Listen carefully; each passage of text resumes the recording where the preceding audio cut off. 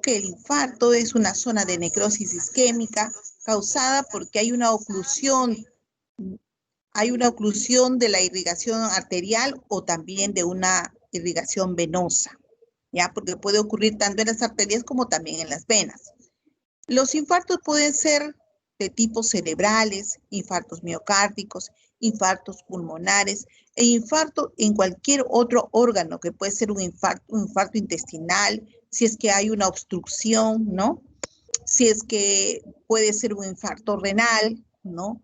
Importa mucho justamente la irrigación vascular en el órgano donde esté afectado, ¿ya? Entonces tenemos que esta es nuestra definición y en la clasificación vamos a ver que los infartos pueden ser, según su morfología, infartos rojos o infartos blancos. Los infartos rojos generalmente están en las oclusiones venosas, en los tejidos laxos como el pulmón. En las oclusiones venosas generalmente tenemos que puede estar presente en los problemas de ovario cuando hay quistes a pedículo torcido, donde al torcerse el ovario, ¿no?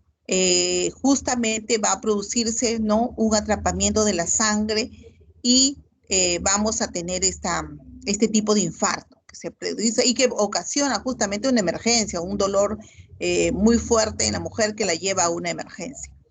En los tejidos laxos tenemos generalmente uno de ellos, el pulmón, que puede también, el tejido pulmonar es un tejido esponjoso, ¿no? Y blando y que también puede tener un infarto de este tipo, generalmente las hemorragias pulmonares, ¿no?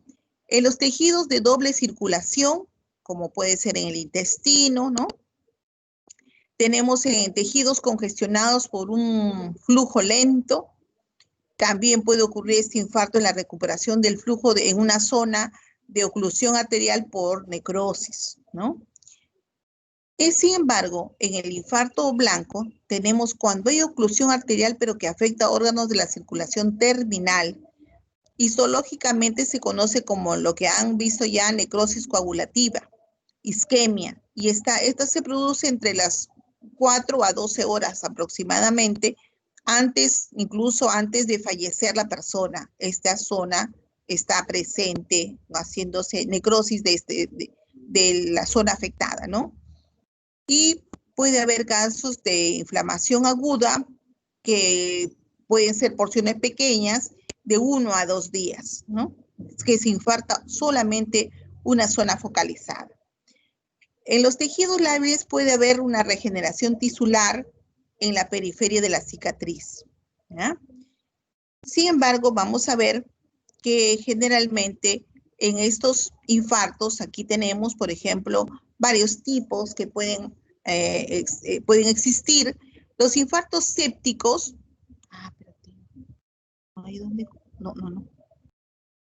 no tengo para activar mi puntero aquí. Qué pena. Acá no hay. No, que no lo puse de otra forma para activar mi puntero, caray. Bueno. Ajá.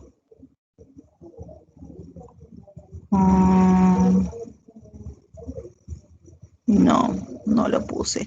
Ya, bueno, en el infarto séptico tenemos justamente aquí en estas zonas, ¿no? Si cortamos un corazón, vemos que aquí en estas zonas es donde puede haber zonas de sepsis, de infección, lo que nos va a dar luego la endocarditis bacteriana, ¿no? Estas zonas que generalmente aquí se depositan gérmenes, ¿no?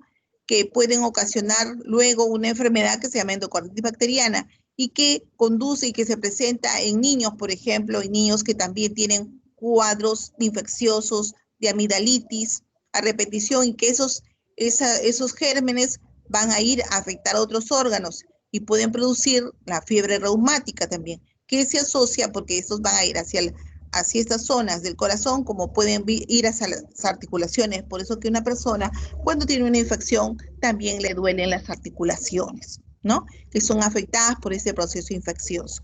Luego tenemos que también el absceso.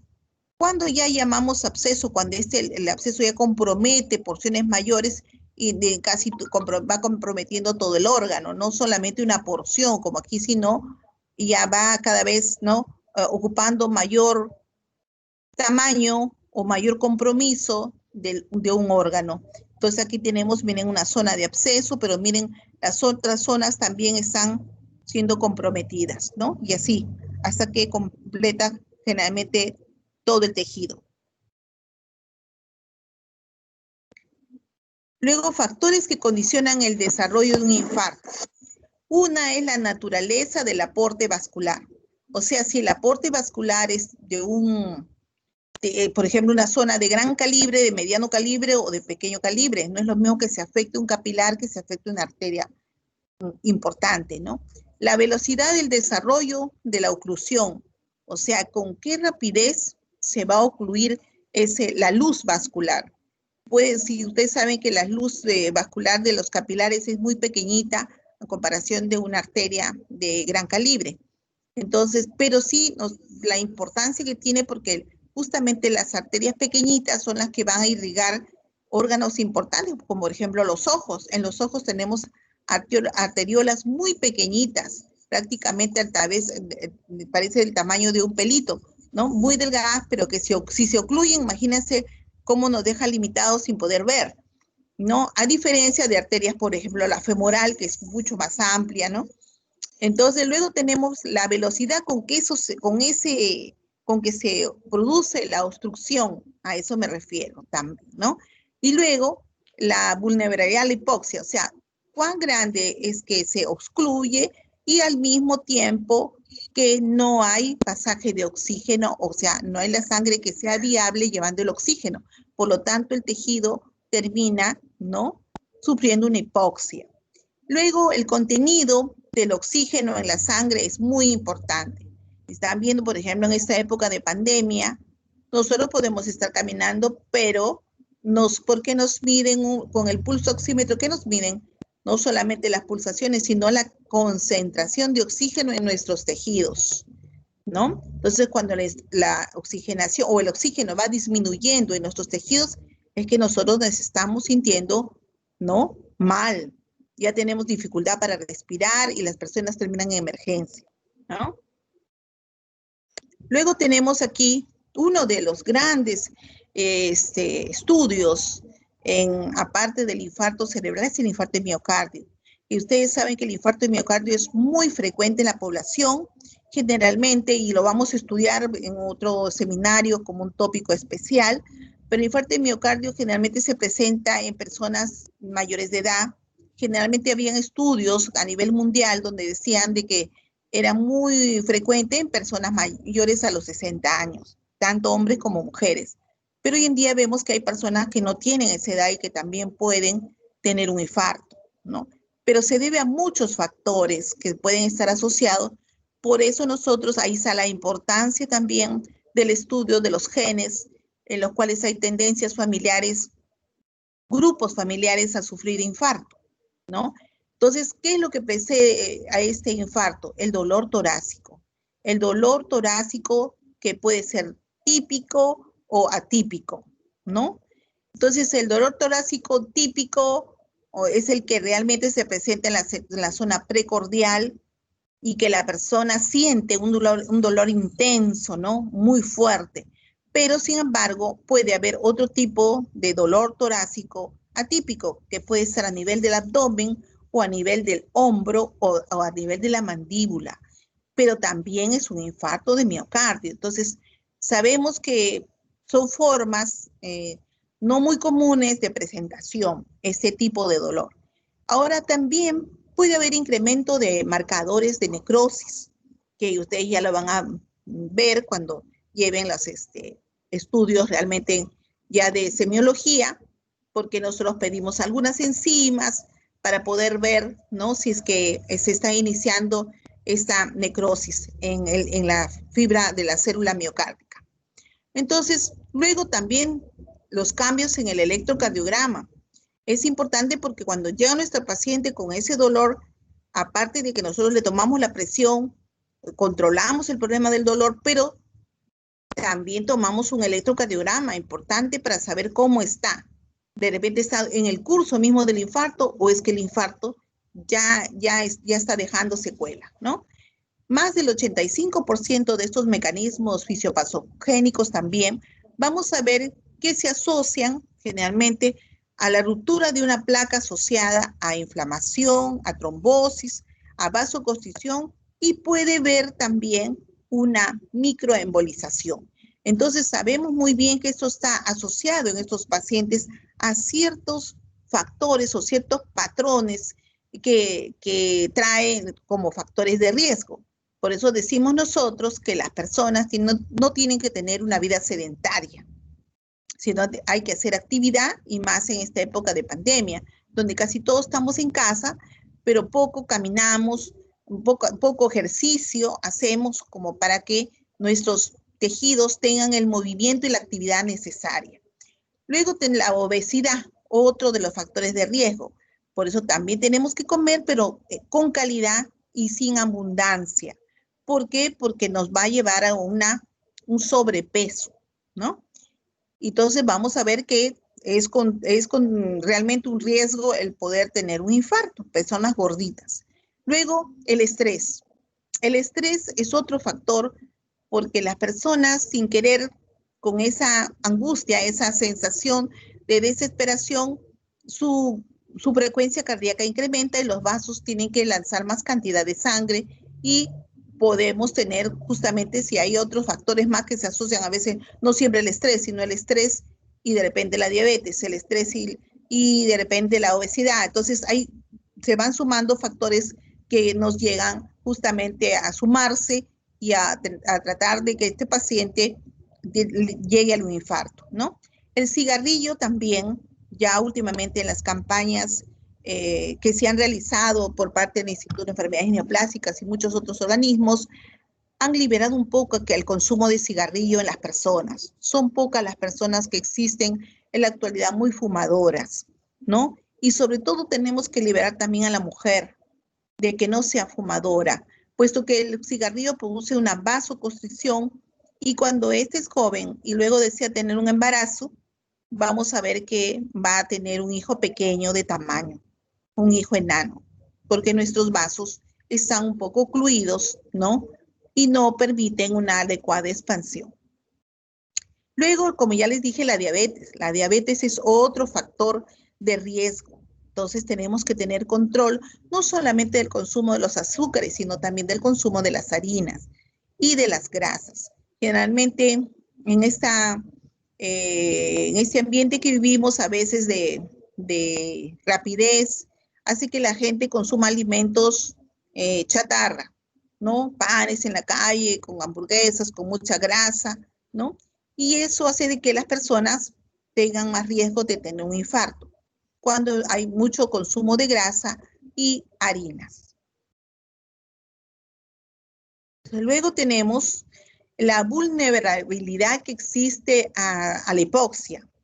Es cuando hay sensibilidad de un tejido a la hipoxia influye la aparición de un infarto, porque si ese tejido tiene poco oxígeno, es porque se está dañando ya y puede ocasionar un daño irreversible. Ustedes saben que los órganos muy sensibles a la pérdida de oxígeno es justamente la neurona. La neurona, que aquí la mostramos, la neurona tiene justamente más o menos 2 a 4 minutos, máximo se dice 5 minutos, de que pueda recuperarse, ¿no? De paciente. Por eso, luego de allí tenemos también a, a la fibra miocárdica que tiene 20 a 30 minutos. O sea, el corazón, si no le va el oxígeno, indudablemente tiene también. El oxígeno tiene, el oxígeno no puede llegar a la fibra miocárdica, pero tenemos justamente un periodo de tiempo en el cual podemos reanimar a esa célula miocárdica. Por eso es que inmediatamente tratamos de utilizar anticoagulantes que permitan restablecer la circulación y que la fibra miocárdica pueda recuperarse.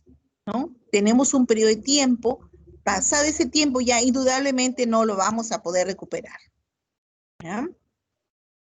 Luego tenemos a que nosotros denominamos shock. Cuando esta oclusión ya se ha producido en nuestros tejidos o en nuestros vasos sanguíneos, vamos a llegar a un momento que es el shock, porque ya es la parte final en sí de los fenómenos que ocurren para tratar de restablecer, de tratar de recuperar la circulación no normal a ese tejido, a ese órgano. Es que se van a sumar una serie de fenómenos los cuales van a terminar en la muerte porque se va a descompensar totalmente los demás tejidos. Tenemos que esto puede ocurrir en hemorragias graves, o hemorragias masivas, donde no se va a poder, se va a perder gran cantidad de sangre y no se va a poder recuperar tan fácilmente si no se está cerca de alguien o algún hospital que pueda llevarnos a una transfusión. Luego, que hay una embolia pulmonar masiva. Si hay una embolia pulmonar masiva, va a afectar, va a ocluir los vasos que nos llevan hacia el oxígeno y por lo tanto va a fallecer. En casos de quemaduras extensas también, cuando hay quemaduras en personas, vamos a ver que van a perder gran cantidad de líquido y se van a empezar a ocluir los vasos, va a haber una vasoconstricción producto de este shock, ¿no?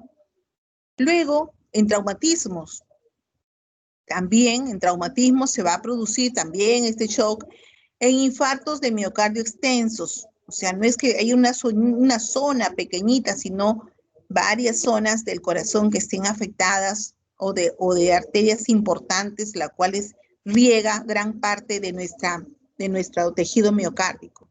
Y luego la sepsis microbiana. Si hay una infección, hay infecciones que rápidamente nos pueden llevar, ¿no?, a este grado de shock y de pérdida o de fallecimiento. Entonces tenemos que el shock en sí es un estado de hipoperfusión, o sea, quiere decir que no hay oxígeno en esa zona, no hay perfusión adecuada, ¿no? Entonces, este shock que va a tornarse generalizado porque no solamente va a afectar al corazón y al pulmón, sino empieza a afectar a los demás órganos, hace que la persona ya esté en un estado final. Y esto va a ocasionar una disminución del gasto cardíaco. Y el volumen sanguíneo circulatorio va a estar eficaz, va a estar igual, pero vamos a ver que los órganos ya no van a ser oxigenados, ¿no? Entonces tenemos que en el shock ocurre que puede haber un shock cardiogénico, un shock hipovolémico, un shock séptico, incluso un neurogénico, ¿no? Vamos a ver que en el shock cardiogénico, ¿qué es lo que existe?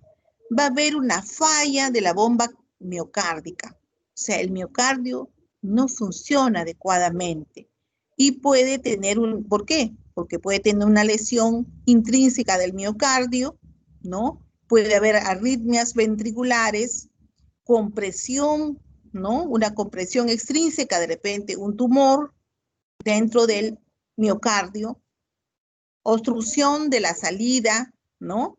En los casos de embolia, entonces si se obstruye por embolia pulmonar, no va a haber una adecuada irrigación, ¿no? Luego tenemos el shock hipovolémico. El shock hipovolémico es secundario a algo que pasó, porque vamos a ver pérdida del volumen de sangre o de plasma, ¿no? Por hemorragias masivas, de repente un accidente y se perdió gran cantidad de sangre, ¿no? Luego puede ser también por quemaduras, como ya les dije, o por traumatismos, accidentes realmente automovilísticos donde se pierde gran cantidad de sangre, ¿no? Luego podemos tener también el shock séptico. Es por una infección generalmente aerobia que puede ser gram positiva, puede ser gram negativa, puede ser por hongos. Las gram negativas tenemos que van a producir una serie de endotoxinas y esas endotoxinas van a ir hacia los lípidos y al antígeno y va a producir una reacción en la cual la persona también corre el riesgo de morir. Lo vemos mucho en aquellas mujeres, por ejemplo, shock sépticos, en mujeres sometidas a abortos, ¿no? Donde ellas realmente están muchas veces su vida en riesgo entre la vida y la muerte, ¿no? Porque las infecciones son las que van a ascender rápidamente por la vía ginecológica, ¿no? Luego tenemos el shock neurógeno. Generalmente el shock neurógeno pueden hacer por accidentes anestésicos en el momento que ustedes saben. Se coloca la anestesia por medio de punción lumbar y puede haber también, ¿no? Una lesión o un daño. O el accidente de lesión, traumatismo medular, o sea que la persona tenga un accidente en el cual una fractura de la columna vertebral que afecte a la lesión medular, ¿no? Que afecte a la médula. El shock anafiláctico en sí también es el que comienza por una reacción de hipersensibilidad generalizada. Esto lo vemos también en cuando hay acciones de tipo de inmunología, ¿no? Que lo vamos a ver. Y tenemos que todos ellos están mediados por la inmunoglobulina E, donde va a haber vasodilatación y permeabilidad de los vasos, ¿no? De la circulación. Luego vamos a ver que en estos shocks anafilácticos va a haber una hipotensión, va a haber una hipoperfusión tisular y una anoxia celular, ¿no? Luego vamos a ver que el shock también tiene fases, una fase no progresiva, una fase progresiva y una fase irreversible. La fase no progresiva tenemos que se activan mecanismos compensadores y van a mantener el riego sanguíneo a los órganos vitales. Puede haber reflejos vasoreceptores, catecolaminas, activación del sistema renina-angiotensina, liberación de la hormona antidiurética y estimulación simpática. Y aquí también resulta de todo ello que haya taquicardia, que va a haber una vasoconstricción periférica, una retención renal de líquidos, ¿no? En estos pacientes. Luego en la fase progresiva, ¿qué es lo que vamos a ver? Una hipoperfusión tisular, o sea, todos los tejidos de nuestro organismo van a estar hipoperfundidos y va a empeorar la descompensación circulatoria porque no hay perfusión y los trastornos metabólicos se presentan y empieza la persona a cambiar esto por una acidosis, ¿no? Va a haber una acidosis entre ellos porque hay respiración intracelular aerobia y hay, por otro lado, glucogénesis anaerobia, ¿no? Entonces, el paciente empieza a descompensarse, ¿no? Por estas alteraciones. Y vamos a ver que puede haber una fase ya reversible. Y todas estas fases son tan rápidas que la persona puede perder la vida muy rápidamente. Entonces, vamos a ver que aquí en esta fase, cuando ya se ha producido y no se ha superado, la disfunción de los tejidos va a llevar a una dificultad respiratoria, una hemorragia y muerte, ¿no? Entonces, aquí se daban en estas fallas alteraciones metabólicas. Las alteraciones metabólicas teníamos que había resistencia a la insulina por una hiperglucemia.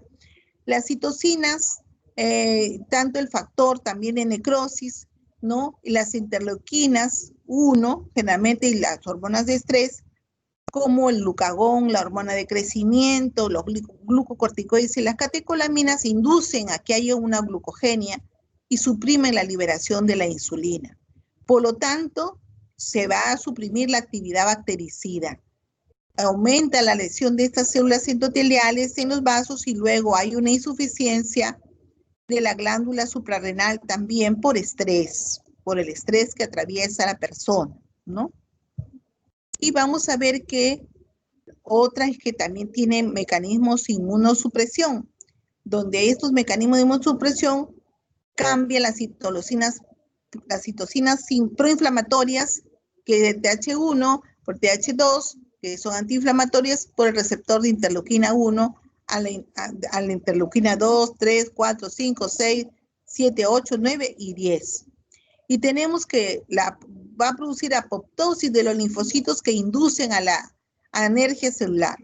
Entonces, las interleuquinas nos sirven siempre como mediadores de problemas infecciosos e inflamatorios, ¿no? Y por eso que nosotros la usamos en el laboratorio y las medimos en pacientes, por ejemplo, en mi hospital, las usamos en pacientes gestantes, buscamos nosotros la interleuquina 6. Si esta interleuquina 6 está elevada, ese bebé que van a nacer con estrés, van a nacer con riesgo de morir. Entonces tenemos que prepararnos para recibirlo y que probablemente esté en restos los neonatólogos a recibir ese bebé. Luego tenemos nosotros que en sí, ¿qué se va a producir? Una disfunción orgánica. Rápidamente nuestro paciente se ha descompensado que va a ir hacia la muerte. Se encadena pues toda la vía de complemento y va a llevar, justamente empieza con la hipotensión, va a llevar a un edema intersticial, va a producirse una trombosis de vasos pequeños, luego las citocinas van a ser elevadas, ¿no? Todas las interleuquinas, y va a haber reducción de la contractibilidad miocárdica. O sea, el corazón pierde esa contractibilidad normal. Va a haber gasto cardíaco, ¿no? El corazón tiene que bombear más. El síndrome de dificultad respiratoria se presenta y por lo tanto el paciente fallece. Entonces vamos a ver que se activan con esa trombosis de vasos pequeños, por eso que al paciente que tiene este problema le vamos a ver que se parecen lesiones puntiformes en el cuerpo con un gran edema y esas hemorragias como si fuera pequeñitas como picada de pulguita, ¿no? Pequeñas, pequeñas, van a presentar los pacientes que realmente han tenido un shock, ¿no? Por este tipo de problemas de oclusión vascular o por anafilaxia, ¿no? Entonces, eso es lo que ustedes probablemente, lo que le decimos, pero que ustedes probablemente lo van a ver en forma presencial cuando estén en una emergencia, porque ustedes ya pasan clínicas y en los hospitales generalmente ustedes lo van a ver como si fuera una consulta, ¿no? De que viene un paciente grave, mal, y que ustedes van a concluir haciendo la revisión de los problemas que tiene, el compromiso que tiene del paciente por esta oclusión de vasos, por esta falla en la respiración, el paciente llega y fallece. Muchos de los pacientes siempre por eso nunca olvidarse de preguntar si tiene alguna infección, cómo estuvo en casa, si es que viene porque viene a la emergencia y no sabemos lo que ha antecedido a este paciente, ¿no? Si ya tuvo un tratamiento, no tuvo un tratamiento, si es un paciente hipertenso, si es un paciente diabético, y todo ello va a contribuir a que nosotros vayamos acertando con el diagnóstico de lo que tiene este paciente, ¿ya? Entonces, hasta allí terminamos porque es la revisión del infarto. Ya después lo vamos a ver como infarto en miocardio y como muchas otras, la parte de trombosis también la vamos a estudiar en lo que son vasos sanguíneos. ¿Sí? Muchas ¿Me gracias, escucharon? doctora. ¿Preguntas? ¿Podría descargar la lista de asistencia, por favor? Ah, sí. A ver. Tendría que ir a la opción mostrar participantes y ahí le aparece la lista de asistencia. En contactos, al costado hay 3 puntitos y ahí le aparece descargar lista de asistencia.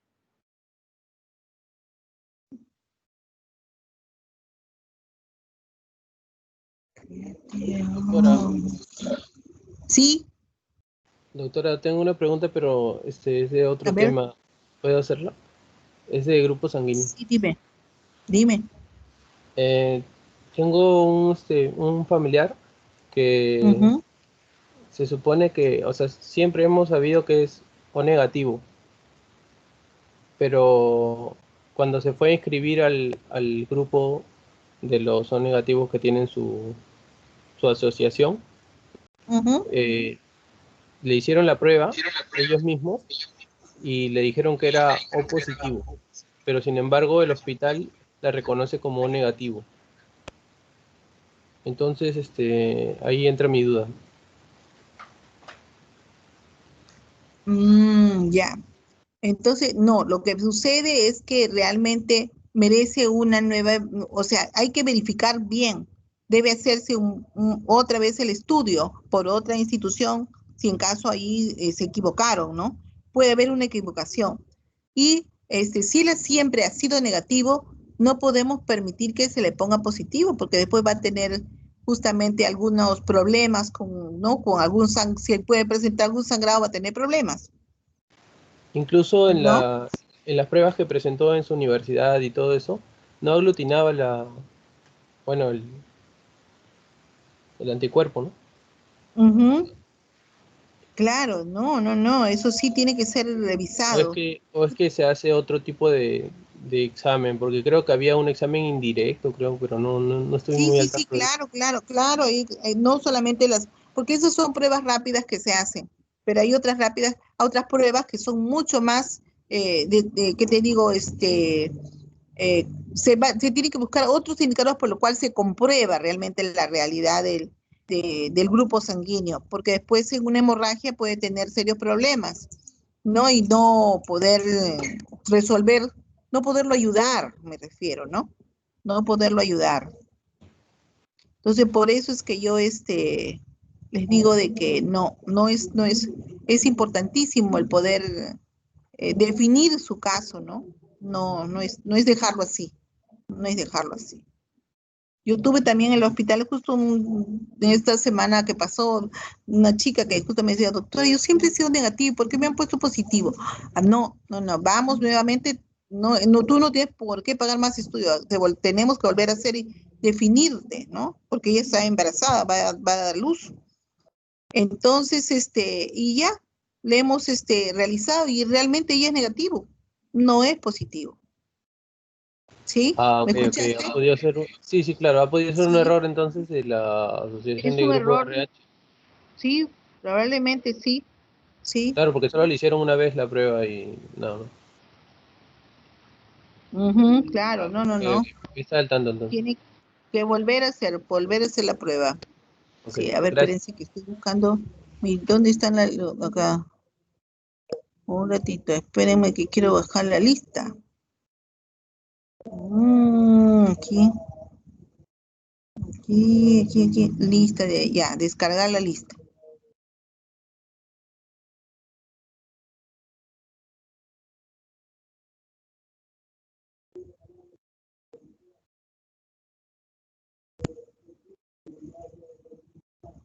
A ver,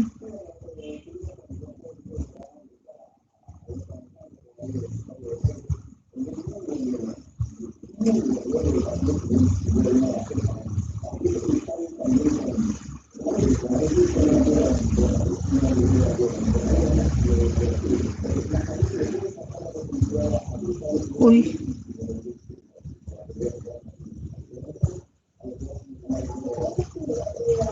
a ver, ¿qué pasa?